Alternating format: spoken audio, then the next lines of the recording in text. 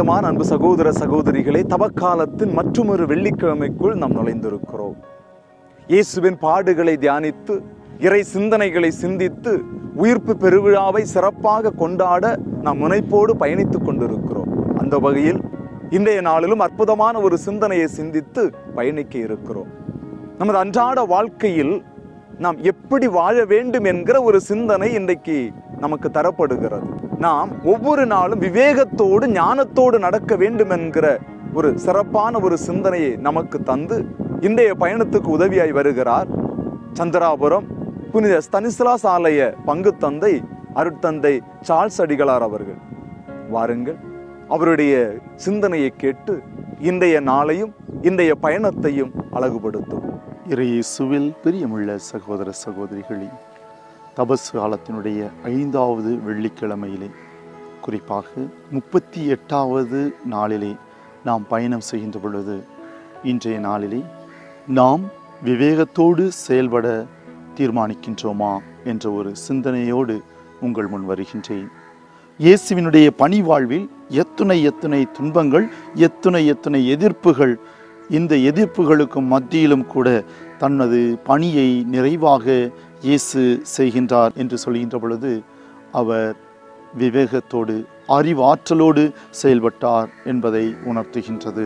இறையேசுவில் பிரியமானவர்களே, லூகாஸ் எழுதிய நற்செய்தியிலே அதிகாரம் 2 இறைவசனம் 24 இறைவாக்கினர் சிமியோனுடைய வார்த்தைகளை நாம் நினைவு கூறுகின்ற பொழுது, ஏதோ இந்த குழந்தையானது இஸ்ராயல் மக்களுள் பலரின் வீழ்ச்சிக்கும் எழுச்சிக்கும் காரணமாக இருக்கும், எதிர்க்கப்படும் அடையாளமாகவும் இருக்கும் என்று இறைவாக்கு உரைத்த பொழுது, ஏதோ இன்று இப்பொழுது இயேசுவினுடைய வாழ்வில் நிறைவடைகின்றது என்பதை இயேசு உணர்கின்றார்.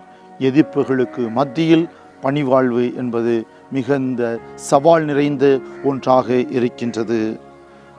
தம்முடைய ஊரிலே அவருக்கு எதிர்ப்பு இருக்கின்றது என்றால் அவர் எவ்வாறு செயல்பட்டிருக்க முடியும்? திருப்பாடல் 18 பார்க்கின்ற பொழுது, எது விவேகம் நிறைந்த செயல்களாக இருக்க முடியும்? ஆண்டவரிடம் தஞ்சம் அடைவது விவேகம் நிறைந்த செயல்களாக இருக்க முடியும். என் நெருக்கடி வேளையில் நான் ஆண்டவரிடம் மன்றாடினேன், அவர் எனக்கு பதிலளித்தால் நன்றாக இருக்கும் என்ற அந்த உணர்வு ஆண்டவரிடத்திலே தஞ்சம் அடைகின்ற ஒரு நிலையை உருவாக்குகின்றதல்லவா? இயேசுவில் பிரியமானவர்களே, அன்றாட வாழ்விலே நாம் விவேகம் உள்ளவனாக இருக்கின்றேனா என்று பார்த்தோம் என்றால், எப்படி விவேகம் உள்ளவனாக நான் இருக்க முடியும்? மற்றவர்களை வழி நடத்துகின்ற விதத்தில், பல்வேறு சூழ்நிலைகளுக்கு மத்தியில் நாம் எவ்வாறு பிரதிபலித்து கொண்டிருக்கின்றோம், எவ்வாறு பிறரை நடத்த விரும்புகின்றோம், அறிவாற்றலோடு விவேகத்தோடு கூடிய அந்த செயல்பாடுகளை செய்வதற்கு நாம் தயாராக இருக்கின்றோமா என்பதை நினைத்து பார்த்து புதிய ஒரு வாழ்க்கை தொடர இந்த நாளானது நம்மை அழைக்கின்றது. ஞானமாய் தெளிந்து செய்வதற்கும் வாழ்க்கையில் வெற்றி பெறுவதற்கும் எது சரி எது தவறு என்று பகுத்துணரும் திறமையை நிச்சயம் நமக்கு தேவையாக இருக்கின்றது. நன்மை தீமை எது என்பதை கண்டறிவதற்கு பகுத்துணரும் திறமையை நாம் உருவாக்கி கொள்ள வேண்டும், கற்றுக்கொள்ள வேண்டும். மத்திய எழுதிய நற்செய்தியிலே அதிகாரம் 7 இறைவசனம் 13 பார்க்கின்ற பொழுது, இடுக்கமான வழியில் செல்வதற்கான ஒரு அழைப்பாக இருக்கின்றது. சிலர்தான் அதனை கண்டுணர்ந்து கொள்கின்றார்கள். ஞானத்தோடு விவேகத்தோடு உள்ளவர்கள் எவ்வாறு இதை கண்டுணர்ந்து கொள்ள முடியும்? இந்த இடுக்கமான வாயிலானது வாழ்விற்கு அழைத்து செல்லும் வழியை அறிந்து உணர்ந்து அதில் செயல்பட பயணப்பட வேண்டுமென்றில் நாம் கவனமாக இருக்க வேண்டும் என்பதை தூண்டுகின்றது. அறிவாற்றலோடு செயல்படக்கூடிய ஆற்றலை இது தருகின்றது. இறையேசுவில் பிரியமானவர்களே, ஒரு சில நேரங்களிலே நாம் பார்த்தோம் என்றால் எவ்வாறு நாம் இறை ஆற்றலோடு செயல்பட முடியும்?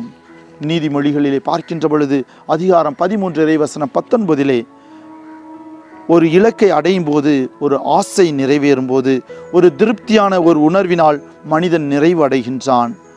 நினைத்தது கிடைப்பின் மனதிற்கு இன்பம், மூடர் தம் தீமையை வெறுக்காதிருப்பதும் இதனாலேயே என்ற அந்த அமுத வார்த்தைகளை நாம் நினைவில் கொள்கின்ற பொழுது, மூடர்கள் தங்களுடைய லட்சியங்களை அடைந்து தீய வழியில்தான் செல்ல முடியும். ஆனால் ஞானமுள்ள விவேகிகள் எவ்வாறு செல்ல முடியும் என்பதை இந்த இறைவசனமானது நமக்கு எடுத்துரைக்கின்றது. இயேசுவினுடைய பணி வாழ்வில் வாதம் புரிந்து அவரை தோற்கடிக்க வேண்டும், அவரை கல்லால் எறிந்து கொள்ள வேண்டும் என்ற ஒரு சிந்தனையோடு இருந்தவர்கள் மத்தியில் எவ்வாறு இயேசு ஞானத்தோடு செயல்படுகின்றார், அவரை அவமானப்படுத்த வேண்டும் என்ற ஒரு நோக்கில் இருந்தவர்களுக்கு எவ்வாறு அவருக்கு கடவுளுடைய வல்லமை நிறைவாக கிடைக்கின்றது என்பதை நாம் இந்த வசனங்களின் மூலமாக அறிந்து கொள்ள முடிகின்றது. இயேசு அறிவாற்றலோடு கடவுளை நம்மை ஒன்றுபடுத்துபவராக இருக்கின்றார் என்பதை நாம் உணர்ந்து கொள்ள வேண்டும். கடவுளை நம்முடைய மத்தியில் கொண்டு வந்ததற்கான அந்த அறிவாற்றலை அவர் எவ்வாறு பெற்றிருந்தார், செயல்பட்டிருந்தார் என்பதை நாம் நினைவில் கொள்ள வேண்டும். இன்றைய நாளிலே இறையேசுவில் பிரியமானவர்களை, ஒரு சில நேரங்களிலே நம்முடைய வாழ்வில் நம்மையும் தோற்கடிக்க வேண்டும் என்ற ஒரு சில மனித எதிர்பார்ப்புகள், இதையெல்லாம் கடப்பதற்கு தேவையானது விவேகம்.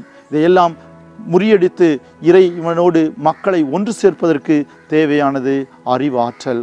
ஆகவே இந்த தபசு காலத்திலே நான் இறைவனோடு இணைந்து இறைவன் தான் என் தஞ்சம் என்று அறிந்து கொண்டு என்னுடைய வாழ்வை முழுமையானதாக மாற்றி அமைத்திட இதோ ஆண்டவர் எனக்கு தருகின்ற ஒரு செய்தி, நான் அறிவாற்றலோடு விவேகத்தோடு செயல்படுவேன் என்பதுதான். இன்றைய நாளிலே நாம் ஒவ்வொருவரும் சற்று சிந்தித்து பார்ப்போம், என்னுடைய செயல்பாடுகள் எவ்வாறு அமைந்திருக்கின்றன, அறிவாற்றலுடைய ஒரு செயல்பாடாக அமைந்திருக்கின்றனவா? ஜெபம். எங்களை படைத்து பராமரித்து வழிநடத்துகின்ற வல்லமையுள்ள பிதாவே, உம்முடைய அருளினாலே இரக்கத்தினாலே இந்த தபசு காலத்தினுடைய இறுதி கட்டங்களிலே நாங்கள் செல்கின்ற பொழுது எங்களுக்கு நிறைவான ஆசியையும் அருளையும் தருவீராக. உம்முடைய ஞானத்தை எங்களுக்கு கொடுப்பீராக. குறிப்பாக எரேமியாவினுடைய வாழ்வில் ஒரு மாற்றம் ஏற்பட்டதை போன்று எங்களுடைய வாழ்வில் ஒரு மாற்றம் ஏற்படுவதற்கு நீர் வித்திடுவீராக.